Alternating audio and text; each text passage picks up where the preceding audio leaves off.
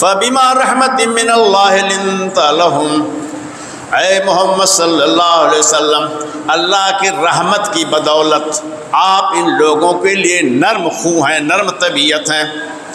وَلَوْ كُنْتَ فَظًّا غَلِيظَ الْقَلْبِ، اور اگر آپ سخت گیر ہوتے اور درست خو ہوتے، لَانْفَضُّوا مِنْ حَوْلِكَ، تو یہ صحابہ، یہ عرب کے لوگ جو آپ کے ارد گرد حلقہ بنائے رہتے ہیں، جو آپ کو ہمیشہ گھیرے میں لیے رہتے ہیں، یہ سب کے سب چھٹ جاتے، نکل جاتے، ہٹ جاتے آپ سے۔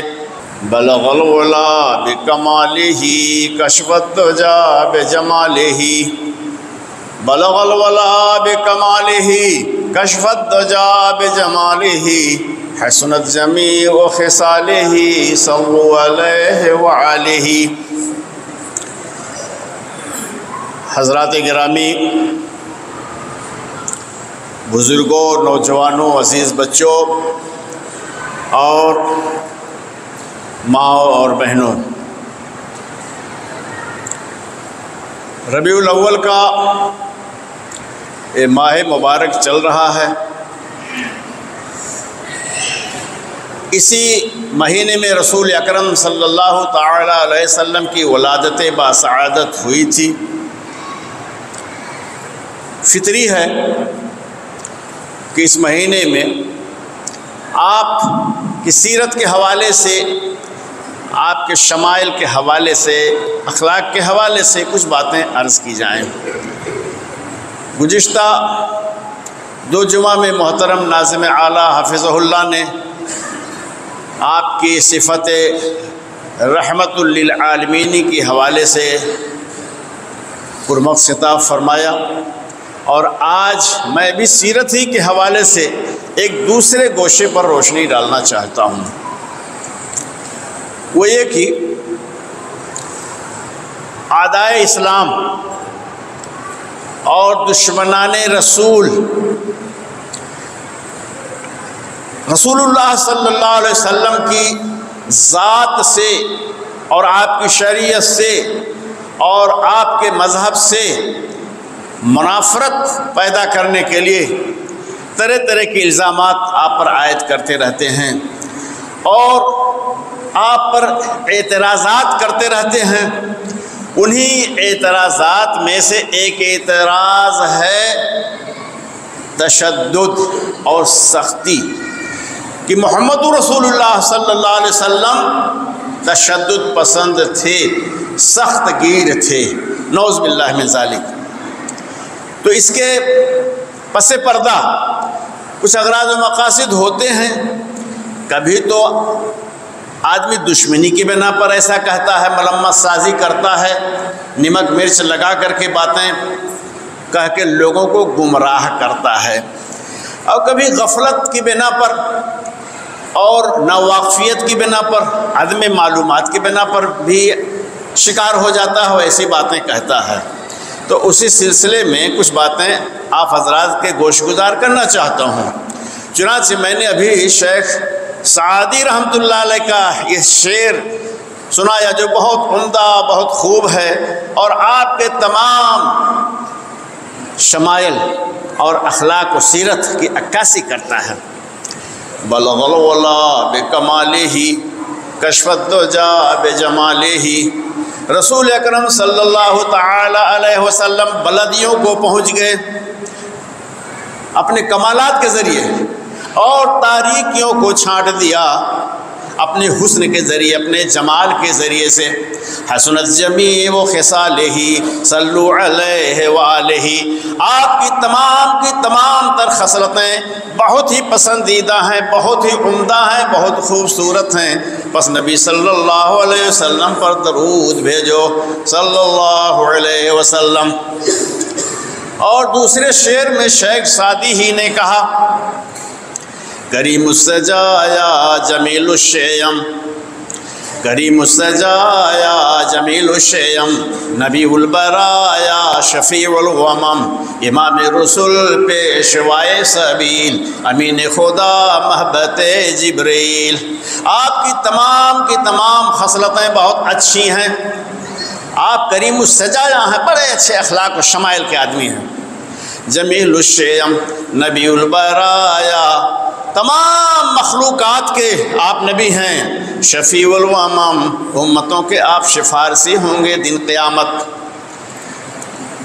तो सारी खूबियों के बावजूद, कमालात के बावजूद दुश्मनान इस्लाम नफ़रत पैदा करने के लिए हुज़ूर सल्लल्लाहु अलैहि वसल्लम पर इल्ज़ामात आयद करते हैं सख्तगिरी का.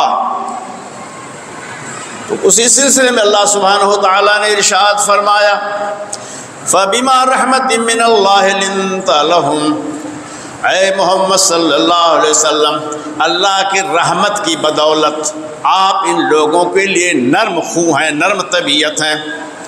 वलौ कुन्त फ़ज़्ज़न गलीज़ल क़ल्ब, और अगर आप सख्त गिर होते और दुरुस्त खू होते, लनफ़ज़्ज़ू मिन हौलिक, तो ये सहाबा, ये अरब के लोग जो आपके इर्द गिर्द हल्का बनाए रहते हैं, जो आपको हमेशा घेरे में लिए रहते हैं, ये सब के सब छट जाते, निकल जाते, हट जाते आपसे.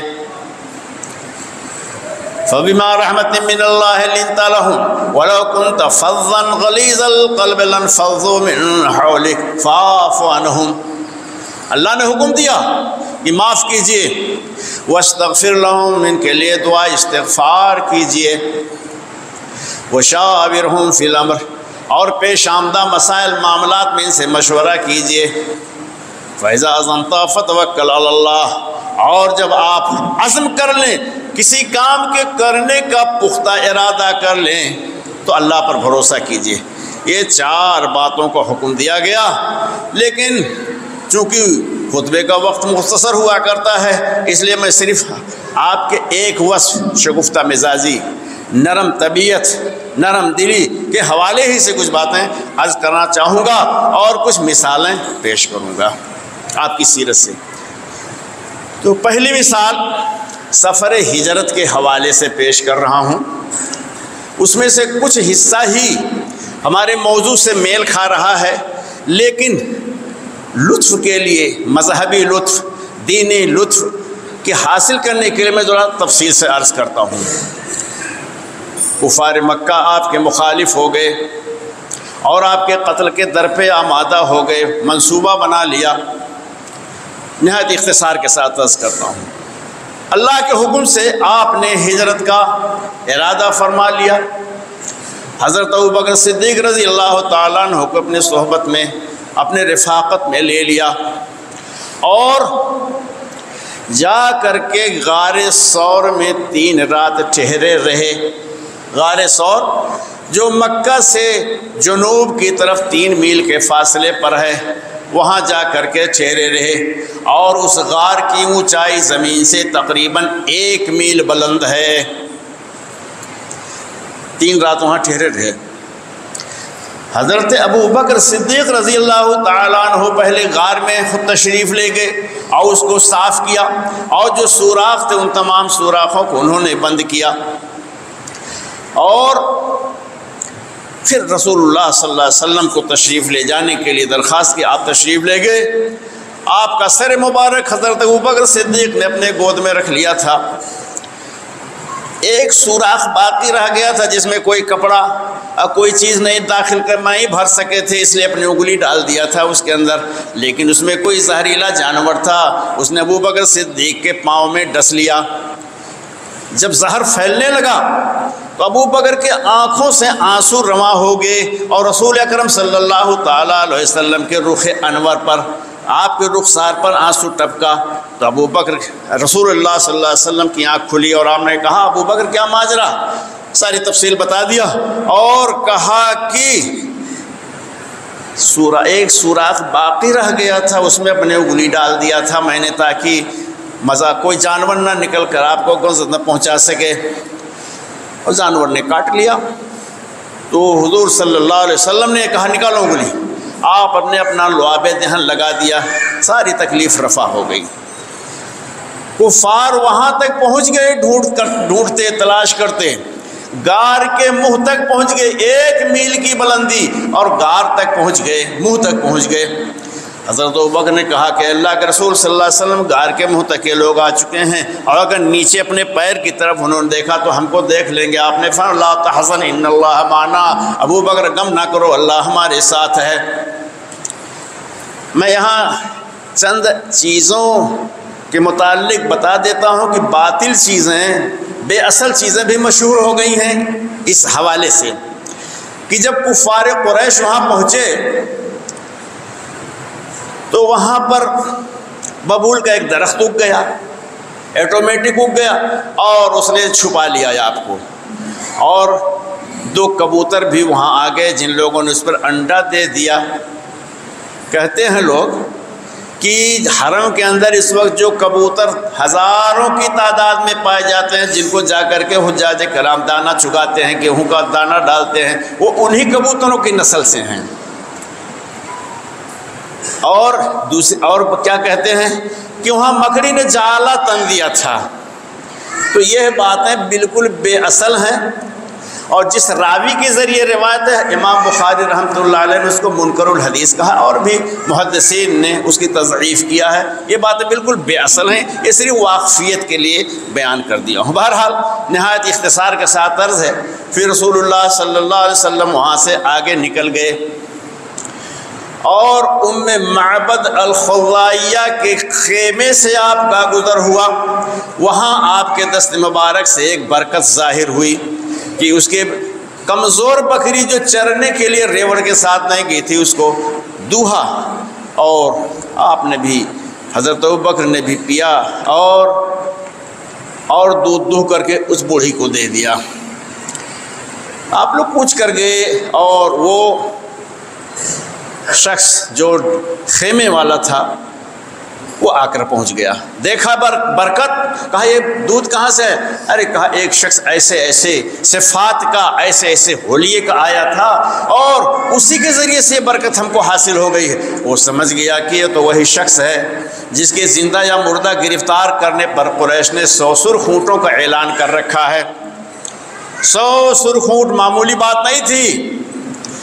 تو گھر میں سے نکل پڑا، کمان تیر لے کر کے، تلوار لے کر وہ پیچھے سے نکل پڑا، ابن جوشم نکل پڑا تاکہ اور لوگوں کو پتہ نہ چل سکے، اور وہ لوگ بھی پیچھا نہ کرنے لگے، اور کہیں یہ ہے انعام و لوگ حاصل نہ کر لیں۔ جا کر حضور کے قریب پہنچ گیا۔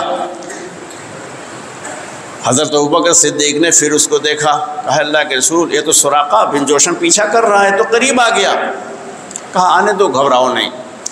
بہرحال جب وہ قریب پہنچا، گھوڑا ٹھوکر کھایا، اور یہ گھوڑا سے گر گیا، تو اٹھا اور ترکش سے تیر نکالا، پھال کھولا، جس میں ممانعت نکلی کہ نہیں، پیچھا تم کو نہیں کرنا چاہیے، حملہ نہیں کرنا چاہیے، لیکن 100 سرخ اونٹوں کی لالچ تھی، کہاں ماننے والا تھا؟ لالچ تو آدمی کو پاگل کر دیتی ہے۔ پھر پیچھا کیا، کچھ دور اور گھوڑا دوڑایا، تو اب کی اس کا گھوڑا جو ہے آدھے پاؤں تک، گھٹنوں تک دھس گیا۔ پھر اس نے ترکش سے تیر نکالا، پھر پھال کھولا، تو پھر ممانعت آئی کہ نہیں نہیں، حملہ نہ کرو، ان کا پیچھا نہ کرو، تمہارے لیے خیر نہیں ہے۔ تب اس نے رسول اکرم صلی اللہ تعالیٰ علیہ وسلم سے عرض کیا کہ آپ مجھے معاف کر دیجئے، امان لکھ دیجئے۔ دیکھیے، کہنے کی بات یہ ہے کہ ایک شخص جو 100 سرخ اونٹوں کی لالچ میں آپ کا تعاقب کر رہا ہے، قتل کرنے کے در پہ ہے، اب وہ شخص جب ٹھوکریں کھا رہا ہے، گھوڑا دھنس رہا ہے، تب درخواست کر رہا ہے کہ آپ مجھے معاف کر دیجئے اور امان لکھ دیجئے کہ اب تمہیں امان ہے، تمہیں کوئی گزند نہیں پہنچائے گا، کوئی چھیڑے گا نہیں، کوئی تکلیف نہیں پہنچائے گا۔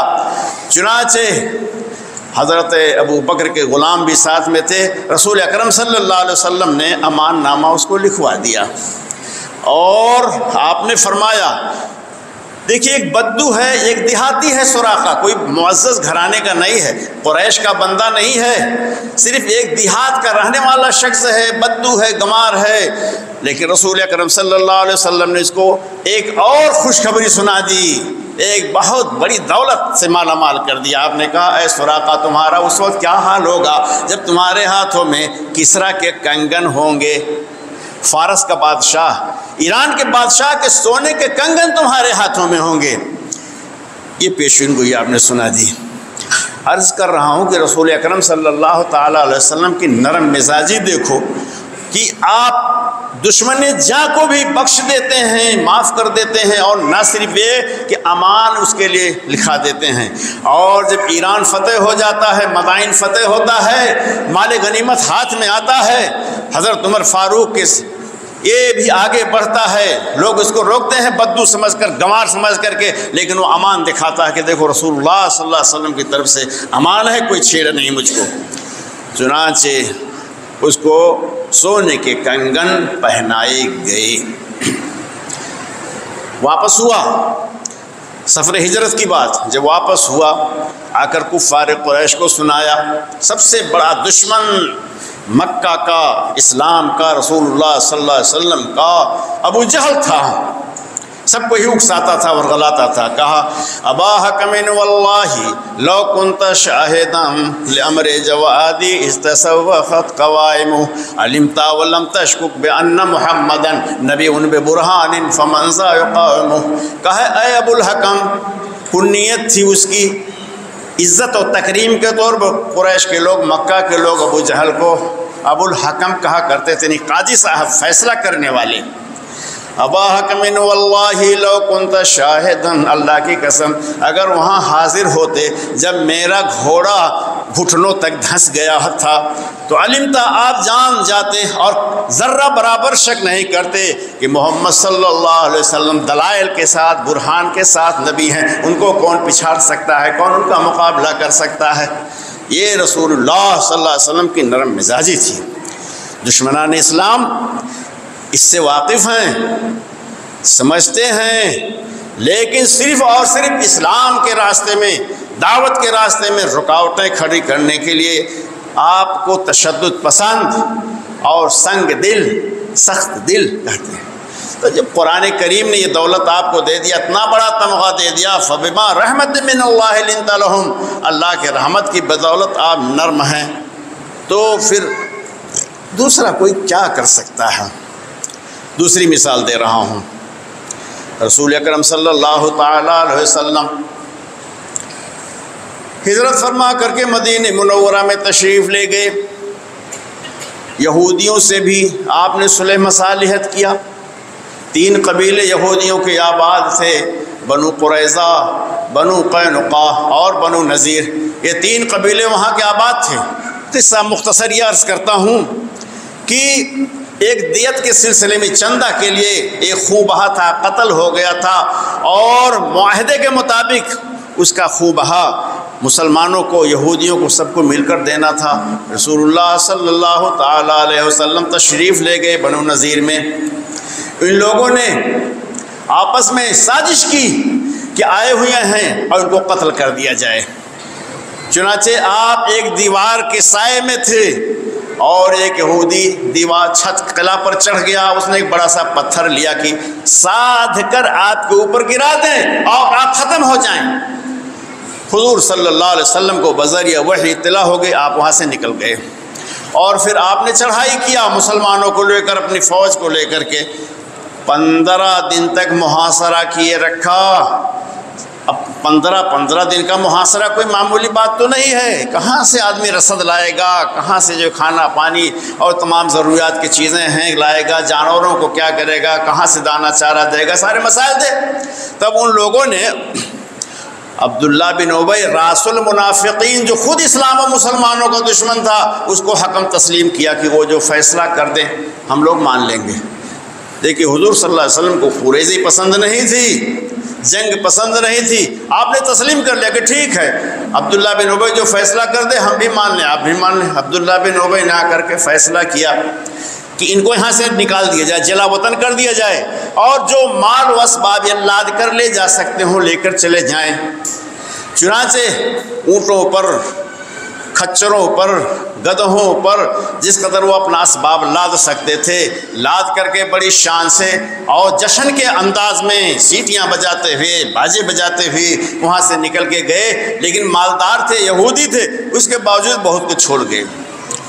رسول اکرم صلی اللہ تعالیٰ علیہ وسلم نے مجاہدین میں مسلمانوں میں سو تقسیم کرا دیا، اور ان کے جو باغات تھے ان باغوں کو بھی، کھجور کے باغات کو بھی مسلمانوں میں، مہاجرین میں آپ نے تقسیم کرا دیا۔ اس کو سمجھنے کے بعد ایک بات اور سمجھیے کہ جو مسلمان ہجرت کر کے مکہ سے مدینہ جا رہے تھے وہ لوگ بالکل خالی ہاتھ تھے، لوٹے پیٹے خانمہ برباد جاتے تھے۔ تو اللہ کے رسول صلی اللہ علیہ وسلم نے ایک انتظام بنایا ان لوگوں کے لیے کہ مواخات کرا دیا صحابہ کے ساتھ، ایک انصاری کو ایک مہاجر کو لے کر کے بھائی بنا دیا کہ تم دونوں بھائی بھائی ہو۔ اس طرح سے بہت سارے انصار نے اپنے باغات کھجور کے مہاجرین کو دے دیا کہ بھائی یہ لو اس سے جیو کھاؤ، حضور نے بھی دلوا دیا۔ لیکن جب ان کا یہ قلعہ فتح ہو گیا بنو نذیر کا اور بہت سارا مال غنیمت ہاتھ آیا، بنو نذیر کے باغات آئے، تو رسول اللہ صلی اللہ علیہ وسلم نے ان مہاجرین میں تقسیم کرا دیا۔ اب یہ خوشحال ہونے لگے تو آپ نے کہا کہ جن انصار نے اپنا باغ وغیرہ دیا واپس کر دیا جائے، واپس دینے لگے۔ حضرت جابر بیان کرتے ہیں کہ ان کا باغ ام ایمن کو ملا ہوا تھا۔ ام ایمن کا نام آپ لوگوں نے بہت پڑھا ہوگا، مکتب کی کتاب چمن اسلام میں بھی ان کا ذکر آتا ہے۔ بچپنے میں حضور کو کھلایا کرتی تھی، کھلاتی تھی، بے تکلفی تھی۔ تو حضور نے ان کو بھی بلوایا، کہا یہ باغ واپس کر دو۔ بہت غصے میں آ گئی ام ایمن، بوڑھی عورت، بوڑھے مرد سخت ہوتے ہیں، بہت سخت مزاج ہو جاتے ہیں، تو کہا نہ یہ ہو ہی نہیں سکتا کہ میں واپس کروں۔ اب حضرت جابر کے گلے میں یا اللہ کے رسول کے گلے میں اپنا رومال ڈال دیا، دوپٹہ ڈال دیا، کسنے لگی، کہا ایسا کیسے ہو سکتا ہے؟ ارے آپ نے فرمایا کہ اس کا دگنا لے لو، کہا یہ ہو ہی نہیں سکتا، میں واپس نہیں۔ تگنا لے لو، کہا نہیں دوں گی، چوگنا لے لو۔ تب جا کر کے ام ایمن نے باغ واپس کیا۔ یہ رسول اکرم کی خوش اخلاقی، نرم مزاجی، نرم طبعی بتا رہا ہوں کہ دیکھیے ایک لونڈی ہیں، قریشی نہیں ہیں، معزز گھرانے کی نہیں ہیں، لونڈی ہی ہیں، بوڑھی عورت ہیں، لیکن اتنا بے تکلف کہ گلے میں رسی ڈال دیا، یعنی دوپٹہ ڈال دیا اور کہہ رہے نہیں یہ ہو ہی نہیں سکتا کہ میں واپس کروں۔ یہ ہے رسول اللہ صلی اللہ علیہ وسلم کی شان تھی۔ اور وقت ختم ہو رہا ہے، چند مثالیں عرض کرنی تھی، اب ایک مثال پہ اکتفا کروں گا۔ مدینہ منورہ سے باہر بیت المال کی اونٹنیاں چرتی تھے ایک وادی میں، چاہے رسول اللہ صلی اللہ علیہ وسلم کی اونٹنیاں کہیے، چاہے بیت المال کی اونٹنیاں کہیے، وہ سب چل رہی تھی۔ حضرت ابو ذر غفاری رضی اللہ تعالیٰ عنہ کے صاحبزادے لڑکے وہاں ان کی نگرانی پر مامور تھے۔ غطفانی قبائل کے کچھ لوگوں نے اٹیک کیا، حملہ کیا اور آ کر کے ابو ذر غفاری کے لڑکے کو قتل کر دیا اور آپ کی اونٹنیاں ہکا کر لے جانے لگے۔ چنانچہ مدینہ میں اس کی اطلاع ہوئی۔ ایک صحابی جو بہت تیز دوڑنے والے تھے، وہ تیر انداز تھے، سلمہ بن اکوع، وہ دوڑ پڑے، رات کے اندھیرے میں دوڑے اور جا کر کے وہاں پہنچے اور اس قدر تیر اندازی کیا کہ وہ لوگ اپنی چادریں پھینک کر بھاگے، ستو پھینک کر بھاگے، ہلکا کرنے کے لیے تاکہ ہم کو بھاگنے میں آسانی ہو، یہ شخص میرا پیچھا کر رہا ہے۔ یہاں تک کہ ایک چشمے پر پہنچے، دوڑتے ہانفتے کانپتے اور پانی پینے لگے، پانی بھی انہوں نے نہیں پینے دیا۔ پھر انہوں نے حضور صلی اللہ تعالیٰ علیہ وسلم سے کہا کہ اللہ کے رسول، میں نے چشمے پر بھی قبضہ کر لیا ہے، پانی نہیں پینے دیا ہے، پیاسے ہیں سب، ابھی دوڑائیے لوگوں کو، سب پکڑ میں آ جائیں گے، گرفتار کر لیجئے۔ رسول اکرم نے کیا فرمایا؟ غور کیجئے میرے بھائیوں، اور دشمنان اسلام کو بھی غور کرنا چاہیے۔ آپ نے فرمایا اے ابن اکوع ملکتا فاسجہ، اے ابن اکوع، سلمہ بن اکوع، تم مالک ہو گئے ہو، غلبہ پا گئے ہو تو نرمی برتو، چھوڑ دو، جانے دو ان لوگوں کو، اب پکڑنے سے، مارنے سے، قتل کرنے سے کوئی حاصل نہیں، جانے دو ان لوگ۔ یہ ہمارے رسول کی شان تھی۔ اب اس کے باوجود بھی لوگ جو ہے آپ پر اگر الزام لگاویں سخت گیری کا، سنگ دلی کا، تو سوا دشمنی کے یا سوائے تعصب و تنگ نظری کے اور کیا کہا جا سکتا ہے۔ وقت ختم ہوا اور بھی مثالیں باقی رہ گئیں اور میں اسی پر بات ختم کرتا ہوں۔ اللہ تعالیٰ سے دعا ہے کہ ہم سب کو سیرت نبوی کے مطابق زندگی گزارنے کی توفیق عطا فرمائے، آپ کے اخلاق، عادات، خصائل پر چلنے کی توفیق بخشے۔ یا اللہ سبحانہ وتعالی ہم سب کے دلوں میں توحید و سنت کو جاگزی کر دے، مضبوط کر دے، توحید و سنت کا حامل اور عامل بنا دے۔ الہ العالمین ہم سب کے دلوں کو جوڑ دے، ہم سب کو ایک بنا دے، نیک بنا دے، آپس میں بغض کو، نفرت کو، کینہ کو، کپٹ کو، ان سب چیزوں سے ہمارے دلوں کو پاک صاف کر دے۔ الہ العالمین جو لوگ یہاں موجود ہیں ان کو بھی، ہمارے تمام مسلمانوں کو ہر طرح سے خیر و برکت عطا فرما۔ الہ العالمین سب کو خوشحال رکھ، اسلام اور مسلمانوں کی ہر جگہ تو حفاظت فرما۔ یا الہ العالمین جب تک دنیا میں زندہ رکھ، ایمان اسلام پر زندہ رکھ، خاتمہ ہو تو ایمان اسلام پر ہو، اور دن قیامت کے جب نفسی نفسی کا عالم ہو اور پیاس کی شدت سے جان حلق کو آنے لگے تو پیارے رسول صلی اللہ علیہ وسلم کے مبارک ہاتھوں ہمیں جام کوثر عطا ہو۔ بارک اللہ لنا ولکم فی القرآن العظیم ونفعنی وإیاکم بالآیات والذکر الحکیم انہ تعالی جواد کریم ملک رؤوف الرحیم۔ مشرب مہر و وفا ہے مسلک اہل حدیث، جادہ صدق و صفا ہے مسلک اہل